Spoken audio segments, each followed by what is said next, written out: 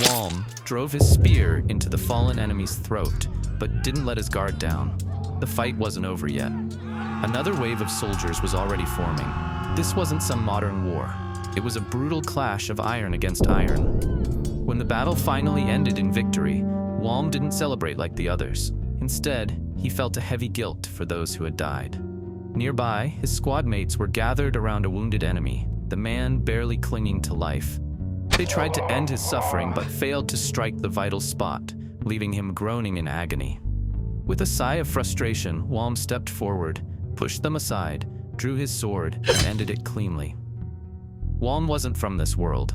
He used to be a salaryman named Takakura Raizou. On his way to work one morning, he felt a sharp pain in his chest and collapsed. That day, his life as Takakura Raizou ended abruptly. But the man who took his second life in a strange new world is now known as Walm.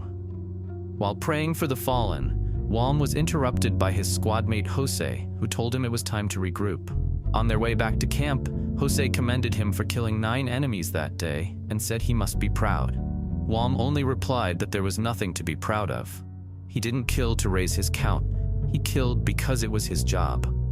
When the state says kill, it's his duty to do so. He's simply fulfilling his role as a soldier.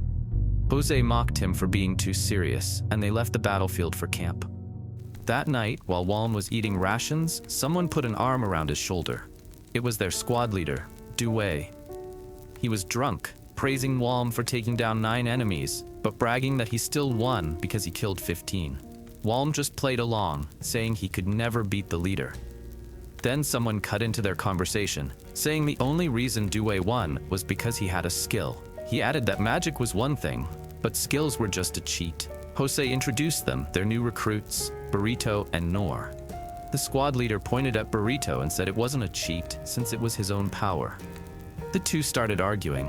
Nor then asked if it was true that the squad leader's skill could cut through any armor. Due grinned, flexed his muscles, and said it was true. Walm and Jose started talking about the difference between magic and skills. Jose said the squad leader's skill was no joke. He alone could turn the tide of war. He admitted he wanted a skill himself because it could make him rich, then asked Walm what he'd rather have, magic or a skill.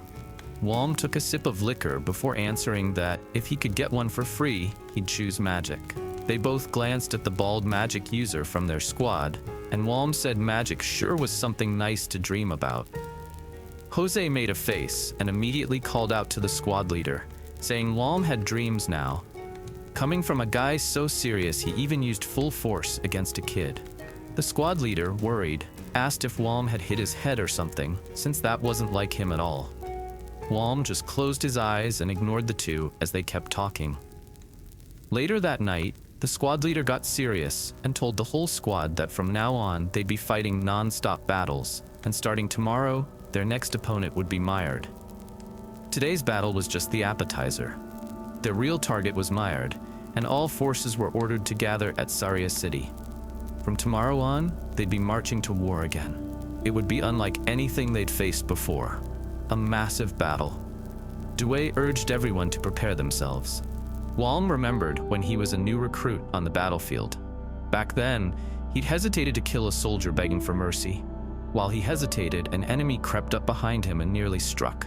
But the squad leader and Jose saved him, yelling that it wasn't the time to daydream. That same voice now told him not to daydream again. They had arrived at Saria city. As they walked through the streets, Due told them they just had to wait until tomorrow. Jose invited Walm to drink with them. Along the way, Walm noticed a malnourished young woman selling herself on the street. Beggars and prostitutes filled the road, and Jose warned them to be careful. The woman grabbed Walm by the cloth and offered herself, but he refused. She looked down in despair. Seeing that, Walm took out his pouch and gave her some money for food. The woman teared up, thanked him, and ran into an alley. Jose told Walm not to feed them too much. If word got out, beggars would swarm him. He told him not to let his good nature get the best of him. Walm nodded and said he'd be careful next time. Jose was surprised. Despite Walm being so bloodthirsty in battle, he still had a soft side. He reminded him that no matter what, they were just soldiers. Seeing the poverty around him reminded Walm of when he first came to this world. His family couldn't survive on farming alone, which was why he became a soldier. Without that choice, his parents, siblings, and he would have ended up like the beggars in the streets. Due then told them about Saria City's history. It used to be a fertile land. 5 years ago, it was still part of the Konoha Kingdom, not Highserk territory. But Konoha began fortifying its borders and clashing with Highserk. At first, Due was surprised they even managed to win and defend a village. He remembered realizing that the beans he often ate were considered cattle feed here. This land had once been rich, with wide fields, good harvests, and plenty of food. Hosei asked what happened. Due explained that the Myard Grand Duke was a former Konoha noble who betrayed Konoha during the war, siding with the Ferrius Kingdom. The combined Ferrius and Myard armies crushed Konoha's lands, invading and burning everything in their path until the kingdom was ruined. The Grand Duke seized the territory, and Myard became an independent nation. The land turned desolate because the country had been sold out to its neighbors. The Highserk Empire delayed its counterattack for years due to a lack of troops. The hatred Konoha's people held for Myard and Ferrius ran deeper than their grudge against Highserk. Deep enough that they joined Highserk's side in the invasion of Myard. They arrived at the tavern, and Due told the two that the drinks would be on him tonight. They had a toast for the upcoming invasion war. Walm dipped his bread in the soup and was surprised at how delicious it was. He had thought he'd had enough bean soup for a lifetime, but tasting this changed his mind. The three of them drank happily until midnight. Walm, on the verge of vomiting, excused himself. When he was gone, Hosei told the squad leader that he's always like this before a war. Outside, leaning on the wall, Walm reflected on what he had done today. He felt conflicted and thought of himself as a hypocrite and a murderer.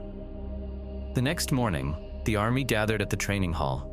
On the podium stood the commander of the invasion, Gerard Berger. He hyped the army, calling them the symbol of bravery of their empire. With this bravery, he said, they would finally end the 5-year war.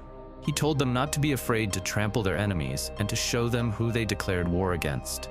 With a loud roar, he screamed, "Kill them all!" The army cheered, raising their weapons.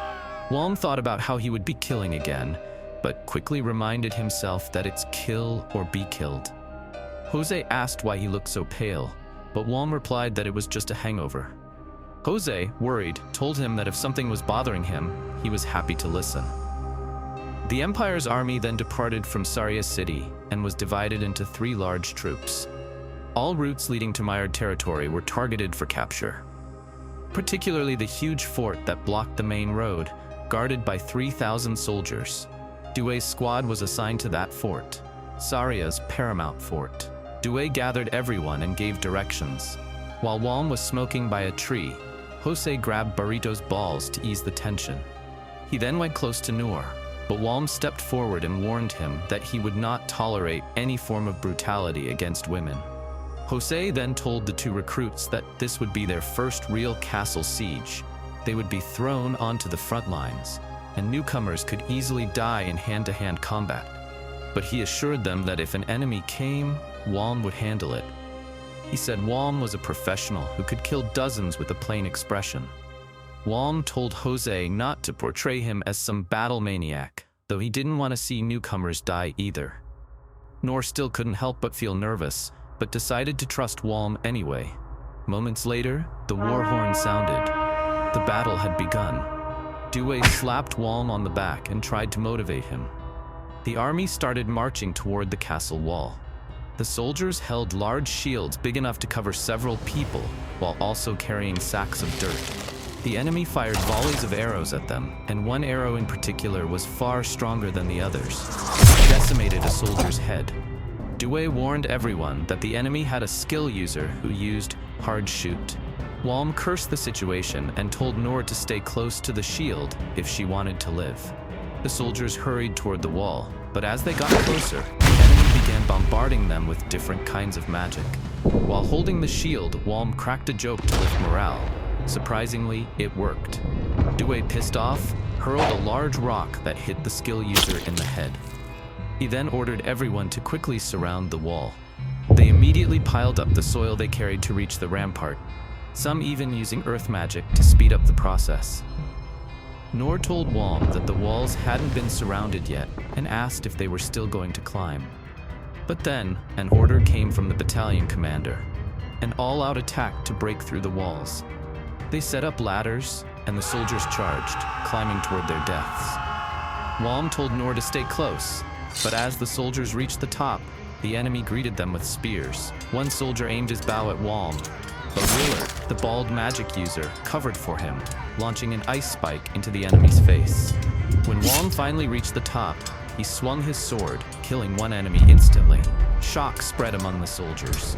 He quickly moved to another opponent, who deflected his attack and tried to counter, but Walm blocked it with his shield and stabbed the soldier in the face.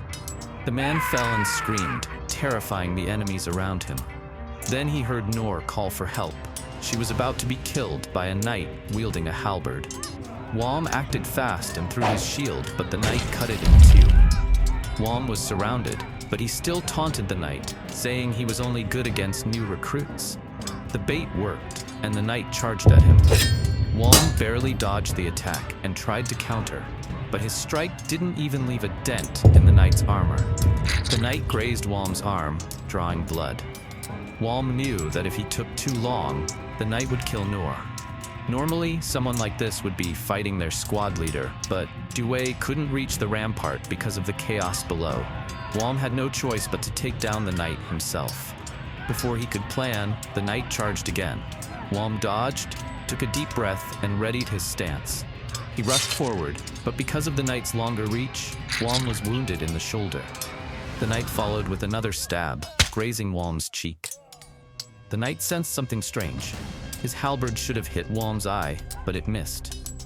Then he saw a faint magical barrier surrounding Walm. Power surged through Walm's body, and his sword suddenly felt light. The knight charged again, but Walm met his attack head-on, with slashing through the knight's shield and arm in one blow. The knight could only ask why Walm was laughing maniacally as he fell. The enemy soldiers froze in fear. They had just watched an ordinary soldier defeat their commander. A large explosion erupted behind them.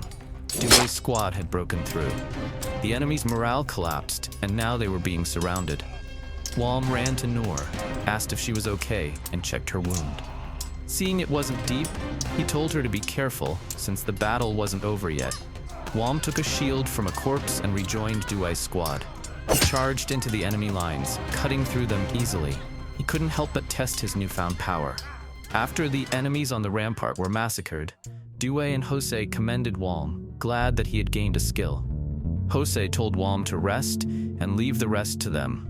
Noor called out to him and thanked him for saving her. She said she could return to the front lines again. Walm smiled, just happy she was safe. Later, Walm sat down and sighed in relief that he made it out alive. He rested, surrounded by corpses. Shortly after, the fort surrendered. The battle that began in the morning ended just before sunset, and yet, this was only the outpost at the border. Walm's job was far from over. A few days later, Due's squad found themselves deep in the forest investigating an attack on their supply line. The attackers reportedly had 2 magic users with them. Noor asked if what she was seeing was also caused by magic. Before them lay the corpse of a Highserk soldier, half of his face crushed. It had been a few days since the siege. Some enemy troops had managed to escape and started waging guerrilla warfare along the forest roads. The Highserk army on its way to the Myard capital was forced to halt, suffering heavy losses in both supplies and soldiers. Walm studied the corpse and knew right away it wasn't done with a halberd. Due told him it was caused by a shield. That meant the person responsible had a skill. Due explained it could be someone with the iron wall skill. With that, even a wooden shield could hit like solid iron. If you got struck by it, you'd end up like this poor guy. Walm grew uneasy. They'd be facing both a magic user and a skill user. And Myard was clearly willing to use people like that in their ambushes. Jose added that an entire company had already gone out to find them, but they just lost 30 men instead. The enemy should have been defeated by now, but they were stubborn. As they walked, Walm lit a cigarette. Blowing out a puff of smoke, he asked Jose if the smell of tobacco could give them away. Jose just laughed and said their stench was probably stronger than the smoke anyway. Burrito joked that maybe they should wear perfume instead. Due laughed and told him to wear a skirt too. Maybe the enemy would show up faster. Walm couldn't help but smile at their banter. Then Noor pointed at something ahead. "What's that?" she asked. It was a decomposing corpse hanging from a tree. Jose told her those were forest people who'd sold information to the Myard troops. Noor wavered at the sight, disturbed by the brutality. Walm told her about his rookie days, how he also wasn't used to seeing things like this. That changed when dozens of his friends were killed by people just like them. Still, Noor couldn't help but feel bad. Walm just sighed and took another drag from his cigarette. Burrito asked if they'd get to keep the loot once they wiped out the enemies who attacked the caravan. Jose told him it wouldn't be easy. It'd be like fighting both Due and Walm at once. As they kept joking around, a loud explosion suddenly echoed nearby, snapping everyone to attention. Walm crushed his cigarette and readied his halberd. Jose shouted that the enemy was about 300 meters away. Due ordered everyone to attack from the right and flank them. The squad dashed toward the explosion and caught the enemy soldiers off guard. Walm struck first, cleaving one soldier's head in half with his halberd, then lunged at another and stabbed him in the neck. Jose, while fighting, noticed something and shouted that the enemy troops were being led by adventurers. Adventurers, people who fought demons and cleared dungeons, were far better equipped than normal soldiers. No wonder the Myard troops were so skilled at guerrilla tactics. Now, only the elite knights remained. Due faced off against an adventurer with the Iron Wall skill. He asked why the guild was interfering in the war when they had declared neutrality. The shield-bearing adventurer answered that they joined of their own free will. Meanwhile, Walm sensed something coming and instinctively dodged, a wind blade from a magic user. He spotted her, a kid, one of the adventurers. He hesitated for a moment but then steeled himself. Magic users were too dangerous to let live. He charged forward, cutting down two enemy soldiers who tried to stop him, slicing the arms off one and stabbing the other in the back. The second soldier fell, begging for help from the adventurer, but Walm told him to give up. No one was coming. Then he finished him off. The magic user stood frozen, horrified. "How can you kill so easily?" she asked. Walm paused, glancing down at a Highserk corpse near her feet. He scoffed. "On the battlefield, you do what you have to. I'm sure you've killed your share too." He readied his halberd. The girl, on the verge of tears, sent another wind blade his way. Walm slid under it and countered, swinging his halberd down, but she raised her shield in time. It didn't matter. Using his skill, Walm split her shield in two and slashed her arm. She fell to the ground, trembling. He walked toward her slowly as she struggled to get up. "Just give up already," he said. Terrified, she lashed out wildly, backing away until she tripped over a corpse. Walm disarmed her easily and mocked her to at least remember where are the corpses she killed. With no weapon left, she squeezed her eyes shut as he raised his halberd to finish her. But something made his instincts scream. Walm spun and blocked an incoming strike just in time, barely saving himself. He leapt back and clicked his tongue. It was another adventurer, a man named L. He shouted for the girl to stay back. That's when Walm realized the girl was actually their leader. Walm sighed, muttering that he hated this, then lunged at L. The man dodged and slipped behind him, using wind magic to boost his movement. Walm caught on fast. This guy was using body acceleration magic. They clashed, steel against steel. Walm smirked. "You sure you want me as your opponent?" he taunted. Walm's rage bait worked. While they traded blows, the other adventurers struggling against his squad. Due had nearly overpowered the Iron Wall user. L tried to finish their fight quickly so he could help his friends, but Walm had already adapted to his movements and dodged everything with ease. Then the adventurer's leader yelled for the others to evade. Willard's fireball hit, burning a bow-wielding adventurer. L screamed her name, enraged, and attacked Walm again, calling him a monster. Walm sneered. "You're no different. You kill too." Enraged again, L struck wildly. Walm parried and stabbed him in the shoulder, pinning him against a tree. Drawing his short sword, Walm prepared to finish him. The girl couldn't believe what was happening. In the blink of an eye, her friends were about to die. In panic, the girl unleashed another wind blade, far stronger than before. Walm stepped back just in time. The tree behind him shattered in half, and his arm was shredded with cuts. He froze. Her magic blade was hidden. Sweating, Walm saw her eyes, filled with killing intent. She fired again, her magic output spiking off the charts. Walm dove aside, but several Highserk soldiers weren't so lucky. They were sliced apart instantly. Dewey shouted for everyone to scatter. The forest was torn apart by her magic. When the storm of wind finally died down, Walm crawled out from cover. The adventurers were gone. Dewey told them not to pursue. The remaining enemy troops had been wiped out, and they would resume their march toward the Myard capital. Walm looked down at his wounded arm, reflecting on the battle. The adventurers were skilled. If they'd been used to killing, his squad would have been the one dead. He remembered the girl's words and muttered quietly, "I don't kill because I want to." Elsewhere in the forest, the girl fled, crying, haunted by Walm's words and the look in his eyes.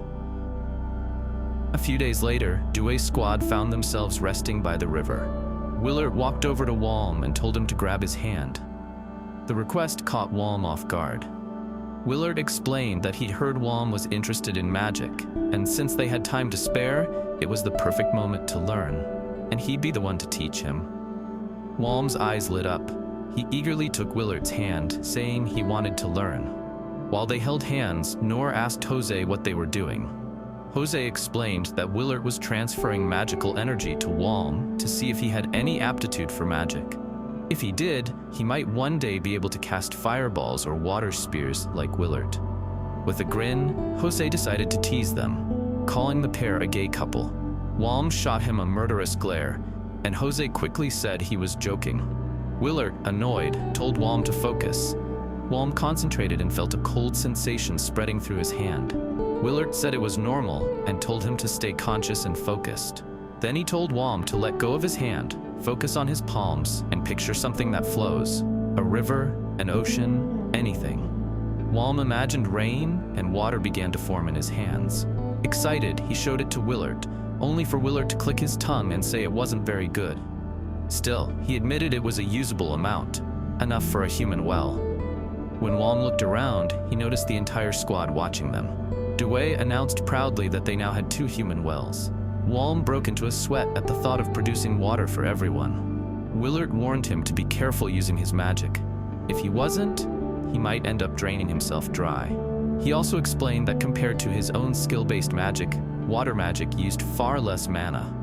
Walm was shocked. He hadn't realized he'd been using magic all along.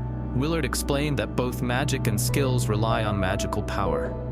Elemental spells like fireballs and water spears are considered magic because they draw mana directly, while techniques like power attack or iron wall use mana to strengthen the body or weapon. Those are called skills. Willard was baffled that Walm didn't know this, but Walm told him he'd grown up as an illiterate farmer under military rule. Willard ignored it, then said it was time to test his fire aptitude. Walm closed his eyes to concentrate, but the sounds of his squad mates splashing nearby made it hard to focus. Willard noticed too late that the fire forming in Walm's palm was growing rapidly. Panic spread. Walm asked what he should do as the squad backed away in fear. Convinced he was about to burn the camp down, Burrito's mohawk suddenly caught fire, and Noor shoved him into the river to put it out, begging for mercy. Walm swore it wasn't on purpose, but Willard was already approaching menacingly. A huge water orb formed in Willard's hand and slammed into Walm, launching him 12 feet before he crashed into the river. Soaked and fuming, Walm shouted that what Willard threw was no joke, but Willard ignored him and pulled him out. With a wild look in his eyes, Willard said they would continue the aptitude test. Walm shrieked out of fear, but eventually found that he had a strong affinity for wind and a weak one for earth. Moments later, a messenger from the Allied troops arrived with orders from the Ligurian captain. The plan, he said, was insane. Dewey's squad would merge with the main battalion and face the Myard and Ferrius army on the plains of Reref. Meanwhile, in the Ferrius camp, commanders were busy planning their next move. Both the Myard and Ferrius strongholds stood on separate hills, giving each side a strong defensive position. One of the advisors explained that, judging from the Highserk army's formation, They were likely aiming to strike the Myard stronghold first, while sending a smaller force to pin down the Ferrius troops, everything unfolding just as predicted. The Lord of Ferrius, Winston, found it hard to believe that only a small number of Highserk soldiers could hold back his 6,000 men. Leaving his tent, he studied the enemy's positioning through the haze of campfire smoke and saw no clear weaknesses. He decided to let the Myard and Highserk forces wear each other down before sending his own troops in to finish off whoever was left. Even Highserk's famed Jeff Cavalry Battalion would fall once exhausted. He raised the morale of his soldiers, calling on them to fight with pride and emerge victorious for their king. Soon after, the Highserk army began to move. The combined forces of Myard and Ferrius numbered 25,000, facing 15,000 Highserk troops. The war horn sounded. Due's squad remained on standby. Watching the Myard soldiers bracing for battle, Jose commented that they looked unusually fierce today, probably because they were on home court advantage. Due agreed, adding that Myard must have called for Ferrius to deal with the Highserk threat directly. Nor, confused, asked why they were still waiting when the battle had already begun. Walm glanced at Due and noticed him sweating, which made him uneasy. Due finally explained the plan. First, the Highserk army would attack the Myard stronghold. While that unfolded, the deciding move would take place. The Ligurian battalion, including Due's squad, would charge together with just cavalry battalion. Walm was stunned. Even Jose, usually the joker, turned serious, saying that a cavalry and infantry charge side by side was reckless. He asked why their unit was chosen for such a suicide run. Due replied that it was because the Ligurian battalion had the most combat experience. Burrito, terrified, asked if things were really that bad. Due told him straight, it was. They would be running alongside horses, and if their hearts pounded or their legs gave out, they couldn't stop, because if they did, the soldiers behind would trample them. In short, if you stop, you die. And even while running, you'd still have to kill whoever stood in front of you. Due added that their squad was placed on the front line because of Walm's rampage back at the fort. Walm was taken aback and protested, saying Due rampaged more often than him, which made Due look away awkwardly. Jose tried to lighten the mood, saying it couldn't be helped. Their squad had 2 skill users, and Willert's magic on top of that. Due sighed, remembering the meeting with the commander, who'd told him, "I'm expecting a lot from you." Walm turned to look at the cavalry, and wondered if they could really keep up with them. The thought of surviving such a charge felt impossible. As he worried, Due muttered that the attack orders still hadn't arrived, and wondered if something had gone wrong with the vanguard. Maybe the plan wasn't unfolding as intended. That only made Walm more anxious. Due quickly tried to reassure everyone, saying there was no way Commander Berger would misread the situation. Then, from a distance, they saw it. The main Ferrius army charging down toward the battlefield, mowing through the vanguard lines. Burrito started to panic, and Noor shouted for new orders. Things grew even worse when the Myard reserve forces began charging from the hill, turning the situation grim. Finally, the attack order arrived, but to their shock, the target was the Ferrius stronghold instead of the Myard one. Confusion swept through the ranks. This wasn't what the plan called for. Before they could question it, Jeff's cavalry battalion had already taken off, thundering toward the Ferrius stronghold. The soldiers had no choice but to follow. Walm closed his eyes, took a deep breath, and steeled himself, then started running, joining the suicide run.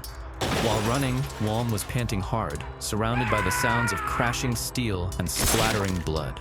Infantry charged alongside the cavalry. It was chaos. They had to keep running, fighting enemies in front of them without breaking stride. Walm lunged at an enemy soldier ahead, driving his halberd through the man's chest. His body wobbled from fatigue, but he forced himself to keep moving. They were now heading up the hill toward the Ferrius stronghold. As they ran, Due shouted over the noise that he finally understood the plan. The Highserk army had pretended to falter on purpose, baiting the enemy to attack there. The original plan, they'd been told, was just a bluff, a trap. Their allies had been used as decoys, drawing most of the enemy into a fight with Highserk's main force, leaving the Ferrius headquarters with far fewer defenders. Their real mission was now clear: destroy the Ferrius command before the Highserk main army collapsed. Victory depended on it. But the climb up the hill wasn't smooth. Even with fewer soldiers defending it, the slope was littered with spear walls and horse barricades. Due ordered Walm and Willard to use their magic. Flames flared in their palms. Fireballs hurled forward, exploding across the barricades and tearing open a gap in the enemy's line. With the defenses blown apart, the guards at the front were overwhelmed and cut down. Due's squad then rushed to push aside the anti-cavalry fences blocking the path. Using every bit of strength they had left, they toppled the barriers, just as Jeff's cavalry battalion came charging from the distance. Jose immediately shouted for everyone to clear the way before they were trampled. The soldiers moved aside, and the cavalry thundered through, crushing the remaining defenders as they stormed toward the Ferrius headquarters. The infantry followed close behind. One Highserk soldier who fell and couldn't get up was trampled underfoot by the wave of men charging forward. Walm's throat burned dry from exhaustion. Due yelled over the roar of battle that this was still just the beginning. The enemies they'd fought so far were mixed with non-militia, but from here on, near the Ferrius stronghold, they'd be facing the main army, the real soldiers. Before Walm could respond, someone attacked him mid-sentence. He managed to block, but the strike was so strong it forced him back. The attacker, a mounted warrior clad in distinctive armor, cut down multiple soldiers in a single charge. Walm realized this wasn't a regular knight, it was one of the Ferrius royal guards. That meant the general had to be nearby. Walm tried to provoke him, and the guard took the bait, charging straight at him. Their weapons clashed, but the royal guard's strength was overwhelming. Walm barely dodged the next strike and stumbled back. The guard looked stunned that Walm had survived his attack. Meanwhile, Due's squad was locked in combat with other enemies. It felt endless. Jose shouted that a group on the left flank was retreating. Due glanced over and saw them. "That's the Ferrius general," he yelled, asking for anyone to back him up. But everyone was tied up in their own fights. The enemy soldiers were buying time for their general to escape. Due cursed, splitting another foe in half. Back on Walm's side, he met the royal guard's next strike with his skill, but it wasn't enough. The blow sent him flying 18 feet before he crashed hard into the ground. Somehow, he still stood back up, glaring at the royal guard with killing intent. He knew a simple fireball wouldn't work. These royal guards didn't fear death. As long as they held the hill, the squad wouldn't reach the enemy headquarters, and if the general escaped, they'd lose everything. Walm made up his mind. He'd burn it all. He started gathering every drop of mana he could, combining fire and wind. The enemy soldiers noticed and rushed him, but Due's squad stepped in to hold them off. Flames began to swirl around Walm, crackling and twisting. Jose shouted for everyone to fall back. The royal guard felt a chill run through him and charged in desperation. Willard yelled for Walm to do it. Walm released everything. A vortex of blue fire erupted around him, expanding outward in a roaring spiral. The royal guard's sword and horse melted in an instant, his armor fusing into his flesh as the heat consumed him. Everything around Walm turned to ash. Back in Winston's tent, one of his advisors urged him to flee. It was too dangerous to stay. If the general died, the entire army would fall apart, but Winston only called the man an idiot. He refused to abandon the stronghold. Before the advisor could argue, a wounded soldier stumbled into the tent, gasping that the anti-cavalry fence had been broken through. They had no choice but to move. As they rushed out, the tent collapsed behind them. Winston froze, shocked by what he saw. He remembered what his teacher once told him, that when blue fire appears, it's the bonfire to the netherworld. If you're invited, death is waiting. Ignis fatus, he muttered, Latin for will-o'-the-wisp. There stood Walm alone, surrounded by a sea of blue flames consuming the entire camp. He muttered under his breath, "The next one is just for you." Winston steeled himself and faced Walm.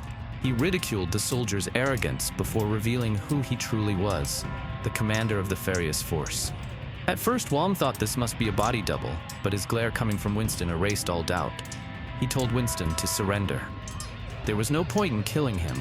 A royal prisoner would be far more valuable to Highserk. But Winston shook his head. He still had his limbs, his sword, his pride, and his soldiers were still fighting. There was no reason for him to surrender. Winston charged forward, and Walm barely dodged the strike, gritting his teeth. He thought about what Winston had said, and realized the man meant every word. If Walm had been a second slower, that would have been a fatal blow. He had underestimated him. Winston wasn't just a noble with a title, he was a real commander, and strong at that. Walm was at a clear disadvantage. His body was worn down from the non-stop fighting, his mana almost gone after summoning the blue flames. He couldn't use skills or magic anymore. Every move he made was slower, heavier. Winston struck again, catching him off guard. Walm barely dodged and tried to counter with a stab, but Winston parried easily and slashed his arm. Blood ran down his sleeve. There was no opening. Desperate, Walm threw his halberd. Winston deflected it. In that instant of distraction, Walm rushed in, drawing the short sword at his waist. Winston tried to guard, but it was too late. The blade sliced halfway through his neck.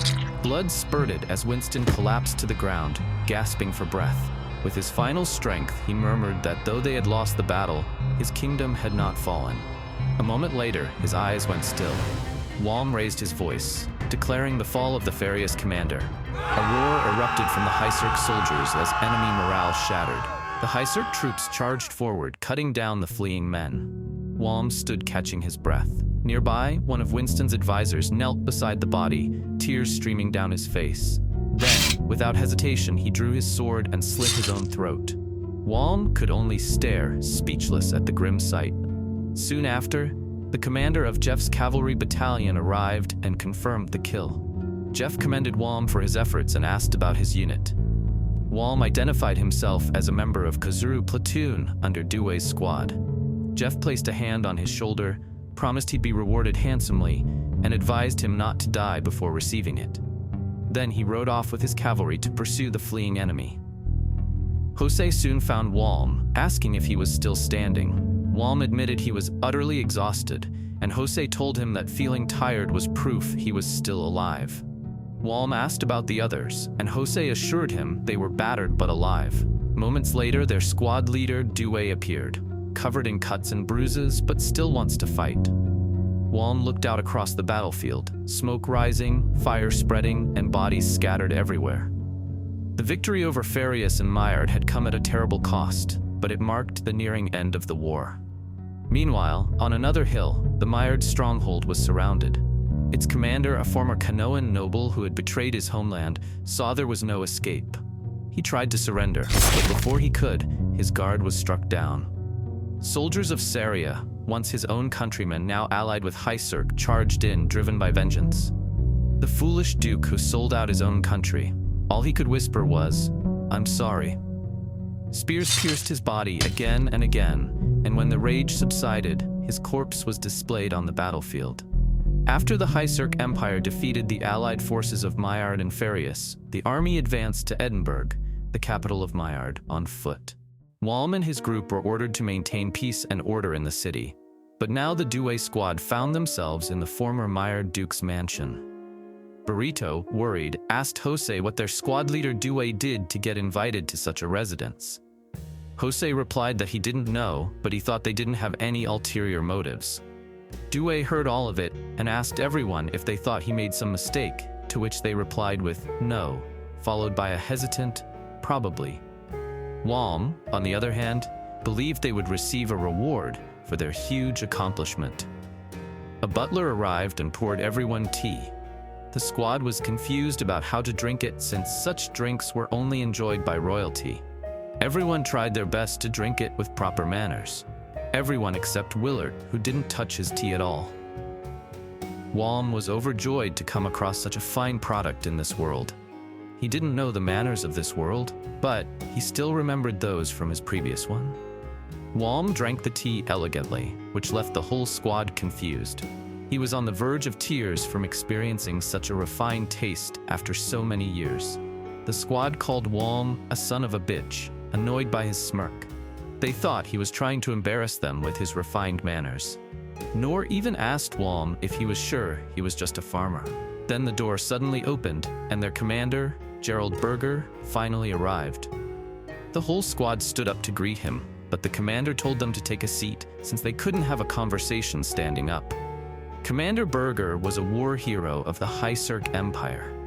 After taking a sip of his tea, the commander told the squad that he was surprised to hear it wasn't the Jeff cavalry that killed Winston, but rather an infantry unit from Duai's squad.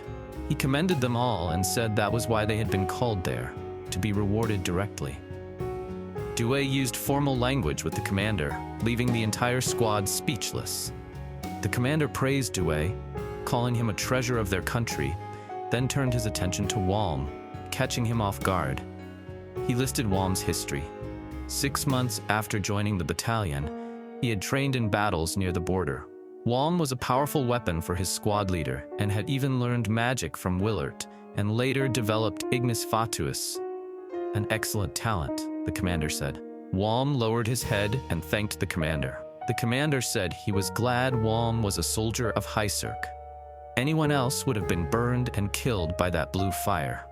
Everyone had heard the fairy tales of the fire that sent people to the netherworld. Throughout history, those who possessed that ability were either famous heroes or outstanding adventurers. The commander wondered if Walm was the same. He then told his assistant to bring the thing. It was a demon mask, familiar to Walm since it looked like something from his former world. The commander explained that the mask was originally worn by a group of otherworlders who went on a rampage against the 3 major nations. There were many mysteries surrounding the mask, but the original owner could also use Ignis Fatuus, just like Walm. The commander told Walm to try it on. "Splendid," he said. "The mask suits you perfectly." Walm felt a strange sense of déjà vu, as if he could feel a connection to his original world. The commander told him that all his enemies would fear the mask. After Walm removed it, the mask started vibrating violently, startling him and the squad, while the commander only laughed, nor quickly pointed out that the mask was cursed. Walm, worried, asked the laughing commander, but the commander only replied that there was no need to worry. The mask had simply taken a liking to him. He continued, explaining that the mask sometimes harmonized with emotions and trembled, but it hadn't caused any harm yet, so Walm shouldn't be concerned. With a more serious expression, the commander said there were rare cases of weapons developing a will of their own, and this mask was a particularly picky one. It was good that it had finally found a suitable owner. As the squad was leaving and walking down the hallway, Jose asked Walm what he would do with the mask. Walm replied that since he had received it from the commander, he would cherish it. Noor, shocked, asked why he wasn't going to throw it away, and the mask immediately started vibrating again. Duai and Jose, scared, quickly scolded Noor, who hastily apologized to the mask. It stopped vibrating. The mask truly did have a will of its own. After all, this was a world filled with skills and magic. Outside the mansion, Noor pointed out the mountain of Myard soldiers' corpses. Jose replied that all of them had rushed to this place. To soldiers who had lost their lord, this must have seemed like a treasure trove. He added, more serious than usual, that even with wealth and power, everything can crumble in an instant. Walm, however, still thought it was pathetic to die just to get hold of some wealth. Duai shared the same sentiment, believing loyalty had driven them to their deaths. According to the servants who survived, insurgents had killed the Myard kin before the Highserk army arrived. As the squad walked through the streets, Walm noticed that the death toll was still rising. Edinburgh was under martial law. Walm and his group were ordered to maintain public order, which included finding Myard soldiers hiding in the city, arresting those who disobeyed martial law or looted, and disposing of them to ensure smooth operations. One civilian was dragged in front of his family, begging that he wasn't a soldier, but a Highserk soldier called his bluff, pointing out a fresh arrow wound on his back. The man was dragged away and would be forced to work for a few months. Walm wondered if he really was a soldier, but kept walking until Burrito heard the sound of a struggle nearby. When they went to investigate, Walm's eyes widened. Some Highserk soldiers had broken into a house, assaulted the woman inside, and beaten her husband to death. The rampaging soldiers were soon restrained by others. Walm asked what would happen to them. A high-ranking officer replied that normally the crime would mean decapitation, But since they had just won the war, they'd probably only be whipped. Walm couldn't contain his anger and asked if the officer really thought being whipped was enough punishment. Due intervened, saying that getting whipped was far from easy, catching Walm off guard. He continued, explaining that soldiers scream from the first lash. By the second and third, they start crying. Their skin peels, their flesh tears. Even if they piss themselves or pass out, they wake up for the next lash. Due's words terrified the assaulters, making them sweat profusely, but he only continued to stare at them. Walm calmed down after hearing him. The officer told the offenders to take the squad leader's advice, and if they wanted their lashes reduced, they should quietly stand up and turn themselves in. Due placed a hand on Walm's shoulder and walked away. Walm could only look down. Later that night, the Due squad camped near a river. It was late and Walm sat alone, smoking, drinking, and eating by himself. He watched the two moons above, a clear reminder that he was in another world. As he started to feel sleepy, he heard a sound from the nearby inland port. He quickly went there and called out to ask who was there. When there was no answer, Walm unsheathed his sword, preparing himself in case it was a Myard straggler who had escaped from Edinburgh. He called out again, and two figures finally emerged, an old man and a young woman. Walm asked who they were since they weren't Highserk soldiers. It was dark, so he conjured fire in his palm to illuminate their faces. The old man explained that they were leaving because the city was filled with thieves and ruffians, and they could no longer live there. They just wanted to seek refuge with relatives abroad. Walm examined them. They did look like civilians, but he still had doubts. He asked the old man if he had any military background. The old man replied that he had been involved in a war 10 years ago, but was now just a retiree. Walm didn't believe him, noting that his physical condition was too good for his age. His back should have been bent by now, and that the young lady's hands were too soft for someone who worked for a living. He suspected they were a noble and a knight in disguise. Walm looked the old man straight in the eyes. The old man's gaze was still sharp. The mood grew tense until they heard a low growl. It came from the young lady's stomach. Her face flushed red with embarrassment. Walm, caught off guard, couldn't help but laugh. He apologized, saying he just couldn't help it. It was too cute. He warned the young lady that if she was that pretty, she might get kidnapped by bad soldiers, then told them that when their home was safe, they should return. He would let them go this time. As they began to walk away, Walm called them back, making the old man tense. But Walm only wanted to give them his leftover food since the young lady was hungry. The two were shocked. Walm explained that he'd had a rough day and was only doing it to lessen his guilt, calling himself a hypocrite. The young lady accepted the food and thanked him. As Walm continued to smoke, he watched them board a boat and disappear into the distance. Walm didn't know it yet, but letting them go would haunt him for the rest of his life. Later, the old man and young lady arrived at their destination. The young lady broke down crying, saying that her father, mother, everyone was dead, blaming herself for doing nothing but cry. The old man, named Kelta, comforted her, telling Rita, the young lady, that there were still things ahead of them, and they would take back their land. It was revealed that Rita was the daughter of the Duke of Myard, the one who had been speared to death, in case anyone had forgotten. 2 months later, Due was yelling like crazy alongside the other soldiers, all of them shouting and making noise in front of a castle. The soldiers continued to make noise, striking their shields with their swords and even sounding horns. The enemy atop the castle walls couldn't stand the clamor. Due ordered everyone to get louder. The enemies grew more frustrated each day, but they couldn't retaliate, as the Highserk army remained out of arrow range. After each noisy display, the soldiers returned to their camp. Following the siege of Myard's capital, Edinburgh, the Highserk army marched straight toward Ferrius. Because Ferrius had supported Myard's forces in the recent war, their border defenses were now severely weakened, and Highserk wasn't about to overlook such a vulnerability. The army split into 2 groups. The first consisted of 4 battalions ordered to invade the inland district, while the second, made up of 2 battalions, surrounded the Ferrius forces to prevent the main body from being flanked. Walm, part of the Ligurian battalion, belonged to the second group. Their target was the Refin mine near the border. When Burrito asked when they had become a choir, Due laughed and said it was because they were seizing the mines. They had cornered about 3,000 Ferrius soldiers inside their forts, which now formed multiple defensive lines. To make matters worse, the enemy held the high ground. Taking even one fort would demand immense effort, and it might not even be worth it. That's why the Highserk soldiers repeatedly launched harassing fire, forcing the defenders back to their forts. First, they'd break their spirit, then they'd attack and finish the job. Burrito joked that the enemies were asking for an encore, and the soldiers laughed as insults rained down from the walls.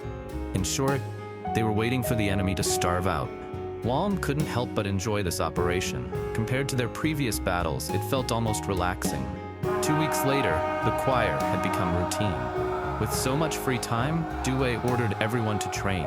Inside an abandoned mining tunnel, Walm practiced under Willard's supervision. Because he couldn't control his magic properly, there was always a risk of harming allies. His Ignis Fatuus wasn't normal. In the worst case, it could incinerate an entire platoon.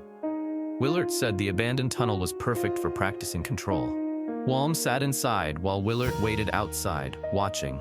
As Walm tried to recreate the sensation from before, the tunnel was suddenly engulfed in blue fire. The flames were so intense that even Willard, standing outside, barely dodged the burst.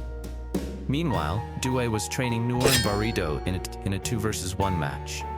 He easily blocked Burrito's attack, then disarmed Noor with a quick move while still fending off Burrito. Grabbing Burrito by the collar, he threw him into Noor, knocking them both down. When Burrito got back up, his mohawk stood out like a target, so Due smacked it, splitting it perfectly in two. Noor, still on the ground, burst out laughing. Grinding his teeth, Burrito charged again, this time filled with rage. Due met him with the back of his fist, sending Burrito spinning like a windmill before crashing to the ground. The entire squad broke into laughter at the sight. A few days later, Walm managed to gain partial control over Ignis Fatuus, but a new problem appeared. He could only sustain it for 30 seconds. If he went beyond 40, his mana would run dry. When that happened, he couldn't use his skills or even basic fireballs, and his physical abilities would plummet. If he pushed too far, it could kill him. As the fire died down, Jose entered the tunnel to check on Walm's condition. Walm, crawling on the ground, handed him a cooked chicken and joked that he was just worried about the food. He had apparently become the squad's portable stove, using his fire to cook meals. He didn't mind, though. The food was good. When Walm and Jose brought the food outside, the aroma drifted through the air, making everyone hungry. Jose claimed it was part of their plan. The smell would crush enemy morale. Walm doubted that, saying everyone just wanted to eat their fill. Jose grinned and handed him a piece of chicken, saying bland food had no place on the battlefield. Walm took a bite, immediately changing his mind, but still tried to deny it, claiming Ignis Fatuus had drained his mana and he only needed the calories. Deep down, though, he enjoyed it. As they ate, Jose said this peaceful routine wouldn't last much longer. He glanced around before explaining that more enemy soldiers had been fleeing recently. They couldn't bear confinement any longer, so many were surrendering. Walm joked that their daily choir must have done the trick. But Jose argued the cooking smells probably played a part too. Walm found that hard to believe, but Jose just laughed. He told Walm to imagine being a Ferrius soldier, trapped inside the walls, surrounded day and night by the enemy, rationing the last of your food while hearing the Highserk troops outside feasting on fresh meals. The sound alone would drive anyone mad. Hearing that made Walm uneasy. Jose smiled faintly and told him to enjoy what little peace they had left. Walm couldn't help but look up to him, realizing he still had much to learn. 3 days later, blue flames engulfed the fortress. The Ferrius soldiers panicked, thinking the Highserk troops had infiltrated. As they rushed to extinguish the fire, Walm stood atop the walls, wearing his Oni mask, watching the scene unfold below. Inside the tent before the attack, the tactician explained that the mine's geographical location was difficult. Aside from that, it was also fortified, and because the terrain was narrow, deploying soldiers would be tough. That meant they couldn't overwhelm the enemy with numbers. That's where Walm would come into play. He was tasked with leading a night raid with a small unit, using Ignis Fatuus to cause total chaos within the castle walls. Walm would be accompanied by a wind element magic user, and together they'd create enough disturbance for the 2nd Battalion to take the fort in one go. After the briefing, the tactician asked if anyone had questions. Walm was devastated that he had suddenly become so important for this mission, and even thought they saw him as some kind of pyromaniac, but he couldn't refuse orders. Later that night, Walm and the others wore black cloaks to blend with the shadows as they crawled toward one of the fort's walls. Their mission was simple: infiltrate the area and create an opening so their allies could storm the place. Walm steeled himself and put on his Oni mask. As they rushed toward the wall, he remembered his training with Willard. Since Walm had a high affinity with both fire and wind elements, Willard had taught him how to use wind magic to jump higher. Walm and his group used that technique, catching a night patrol off guard. One of the soldiers screamed, but Walm immediately cut his head off. 2 more soldiers saw what happened, but his teammates quickly took them down. They rushed toward the defensive tower. Inside, Walm found a group of soldiers resting at a table. Walm was terrible at stealth missions, so he had no choice but to brute force his way through. He unleashed Ignis Fatuus toward the soldiers, engulfing them in blue flames. Their screams echoed as they burned, not just from the outside, but from the inside as well. Witnessing the horror, Walm averted his gaze. The noise drew the attention of the guards above, who rushed to investigate, only for the platform they stood on to explode. They caught fire and fell 30 feet to the ground. Ferrius finally sounded the alarm as their men scrambled to their positions. What they saw next shocked them. The stone defensive tower was burning, and stones weren't supposed to burn. Arrows then rained down from above. They came from the Highserk soldiers who had entered with Walm and taken a higher position. Walm was catching his breath when one of his teammates ran up, telling him they had the area covered. The enemies were approaching from below, so they had to hurry before reinforcements arrived from the other tower. Seizing this tower had been the hard part. Now they just had to hold out until the main force arrived. Walm was ordered to set ablaze the passage leading there so no one could cross.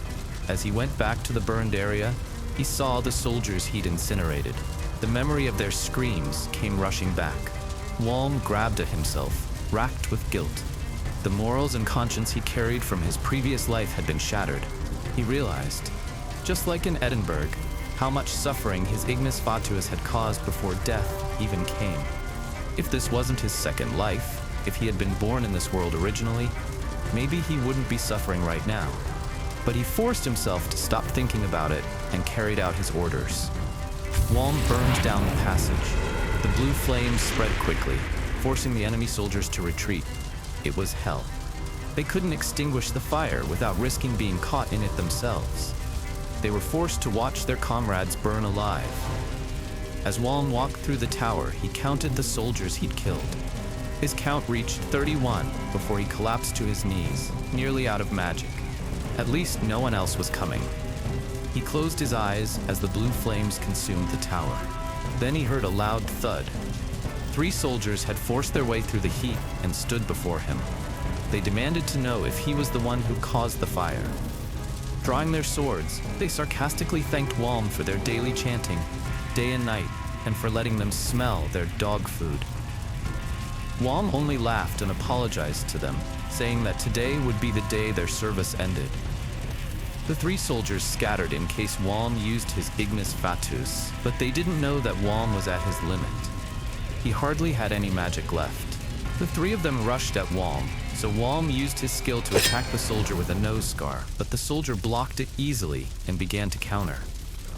Walm dodged and stepped back, but the soldier with the receding hairline and the magic user weren't letting him rest. The one with the hairline lunged at him while the other, at the back, cast water magic. Walm knew he would die there, so he mustered all his strength to use Ignis Fatuus to burn the soldiers, but the one with the shield pushed through the flames and attacked.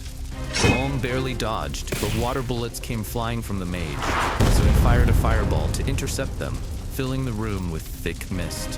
While hiding in the mist, Walm analyzed his enemies. The one with the nose scar was skilled at strengthening his body with magic.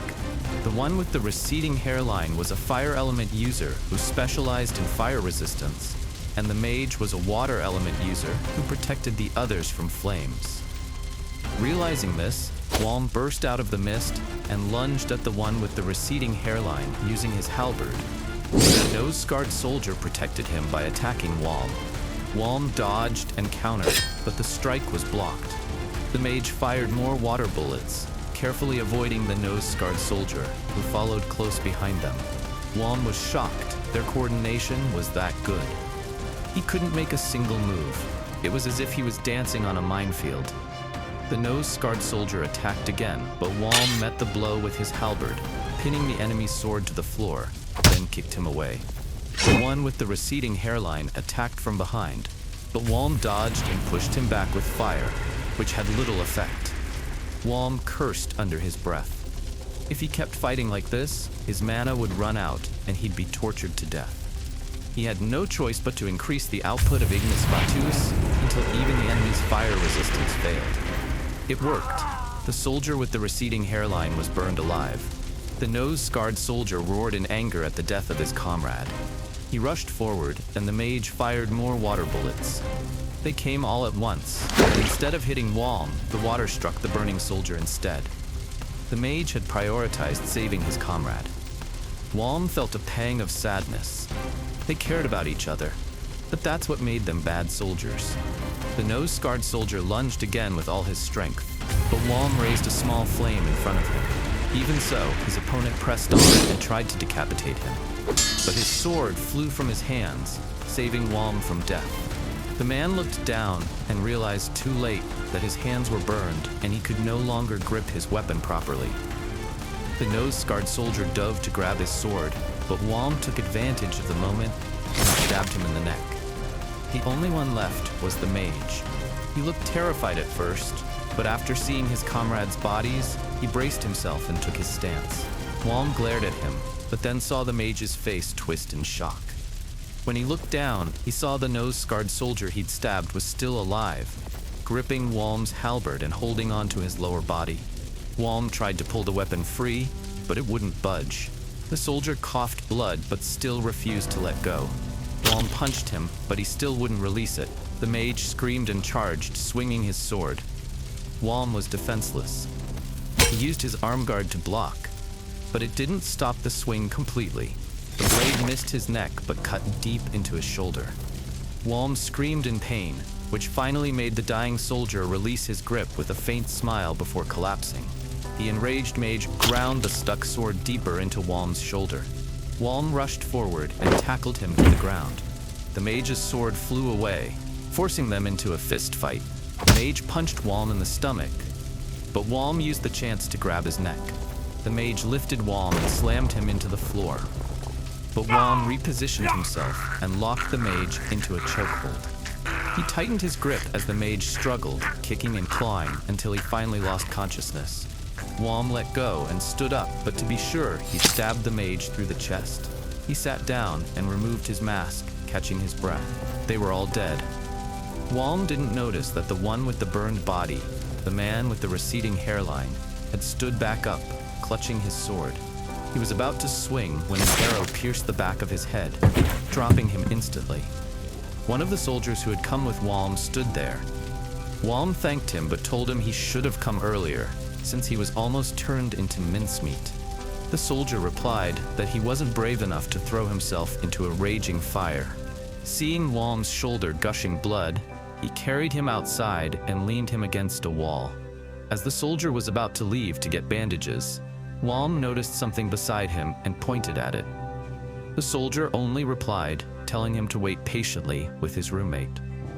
Leaning against the wall beside a charred corpse, Walm felt uncomfortable until he realized he was the one who had done it. The guilt grew heavier.